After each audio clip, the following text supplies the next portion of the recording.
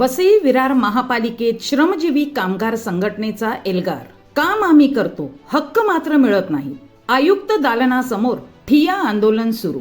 शहर स्वच्छ ठेवण्यासाठी दिवस रात्र रस्त्यावर घाम गाळणारे सफाई कर्मचारी, कंत्राटी कामगार आणि विविध विभागातील कर्मचारी आज स्वतःच्या हक्कांसाठी महापालिकेच्या दारात ठिय्या मांडून बसल्याचे चित्र वसई विरार महानगरपालिकेत पाहायला मिळाले. श्रमजीवी कामगार संघटनेच्या नेतृत्वाखाली शेकडो कामगारांनी महापालिकेच्या मुख्य कार्यालयात आयुक्त दालनासमोर आक्रमक ठिय्या आंदोलन सुरू केले असून प्रशासनाच्या विरोधात तीव्र संताप व्यक्त केला जात आहे. आम्ही शहर स्वच्छ ठेवतो, पावसात उन्हात जीव धोक्यात घालून काम करतो, पण आमच्या हक्काच्या पैशांसाठी आणि मूलभूत सुविधांसाठी आम्हालाच आंदोलन करावे लागत आहे, अशी वेदना आंदोलक कामगारांनी व्यक्त केली. संघटनेच्या म्हणण्यानुसार सफाई कामगारांचे थकीत रजेचे पैसे, ग्रॅच्युटी, ESIC सुविधा, रेनकोट, गणवेश तसेच कंत्राटी कर्मचाऱ्यांच्या विविध मागण्या अनेक महिन्यांपासून प्रलंबित आहेत. वारंवार पाठपुरावा करूनही प्रशासनाकडून केवळ आश्वासने दिली जात असून प्रत्यक्षात कोणतीही ठोस कार्यवाही होत नसल्याचा आरोप करण्यात आला आहे. विशेष म्हणजे पावसाळा तोंडावर आला असतानाही अनेक सफाई कर्मचाऱ्यांना अद्याप रेनकोट आणि आवश्यक सुरक्षा साहित्य मिळाले नसल्याचा गंभीर मुद्दा संघटनेने उपस्थित केला आहे. गटारात उतरून कचऱ्याच्या ढिगाऱ्यात काम करून शहराला स्वच्छ ठेवणाऱ्या कर्मचाऱ्यांकडे प्रशासन इतक्या निष्काळजीपणे पाहत असल्याने संताप अधिक तीव्र झाला आहे. आंदोलन स्थळी वातावरण अत्यंत भावनिक झाले होते. काही महिला कर्मचाऱ्यांनी आपल्या कुटुंबाची आर्थिक परिस्थिती सांगत डोळ्यात अश्रू आणले. महिने पैसे अडकले आहेत, घर चालवायचे कसे, असा प्रश्न त्यांनी प्रशासनाला विचारला. श्रमजीवी कामगार संघटनेच्या पदाधिकाऱ्यांनी प्रशासनावर गंभीर आरोप करत सांगितले की आयुक्त आम्हाला भेटण्यासाठी वेळ देत नाहीत, कामगारांच्या प्रश्नांकडे दुर्लक्ष केले जात आहे. ही लोकशाहीची गळचेपी आहे. कर्मचारी त्रस्त आहेत, पण प्रशासनाला त्याची जाणीवच नाही. संघटनेच्या नेत्या जयश्री पाटील यांनी सांगितले की कामगार हे महापालिकेचे कणा आहेत. त्यांच्याशिवाय शहराची व्यवस्था एक दिवसही चालू शकत नाही. मात्र त्यांनाच आज त्यांच्या हक्कांसाठी रस्त्यावर उतरावे लागत आहे. ही अत्यंत दुर्दैवी बाब आहे. आम्ही अनेक वेळा निवेदने दिली, बैठका मागितल्या, पण प्रशासनाने गांभीर्याने घेतलेच नाही. संघटनेचे पदाधिकारी मंगेश मोरे यांनी प्रशासनाला थेट इशारा देत म्हटले की जोपर्यंत आमच्या सर्व मागण्या लेखी स्वरूपात मान्य होत नाहीत तोपर्यंत हे आंदोलन मागे घेतले जाणार नाही. कामगारांना न्याय मिळालाच पाहिजे. महापालिकेच्या मुख्य कार्यालयासमोर सुरू असलेल्या या आंदोलनामुळे प्रशासन आणि कामगार यांच्यातील संघर्ष आता अधिक तीव्र होण्याची शक्यता व्यक्त केली जात आहे.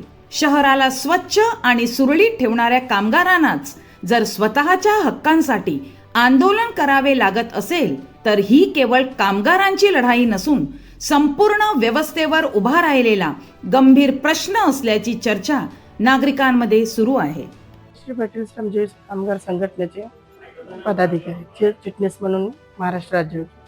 आज आम्ही इथे विरारमध्ये कामगारांचे हक्क मागण्यासाठी आले असताना आम्ही ऑफिशियली येऊन बसलो होतो. साहेबांना सांगितलं कुठे आहेत, आयोग विभागाची चौकशी चालू आहे, या संदर्भात आम्ही बोलू फक्त आम्हाला 10 मिनिटं पाहिजे.